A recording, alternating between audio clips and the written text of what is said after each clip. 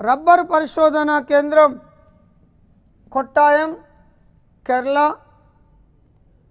అరటి పరిశోధనా కేంద్రం తిరుచునాపల్లి తమిళనాడు. ప్రపంచవ్యాప్తంగా సంవత్సర కాలము 365 రోజుల్లో అందుబాటులో ఉండే పండు అరటి పండు. ఈ అరటి పండుకు ప్రపంచవ్యాప్తంగా డిమాండ్ ఉంటుంది. ప్రపంచవ్యాప్తంగా డిమాండ్ ఉంది. ఆఫ్రికా ఖండంలో అనేక దేశాలలో ఈ అరటి పండ్ల ద్వారానే వాళ్ళకు పోషకాహారాలు, పోషక పదార్థాలు లభించడం జరుగుతూ ఉంటుంది. అంతర్జాతీయ మార్కెట్ ఉన్న పండు ఏదన్నంటే అరటి పండు. మామిడి పరిశోధనా కేంద్రం లక్నో. ఇక జాతీయ పంటల అంచనా కేంద్రం న్యూఢిల్లీ.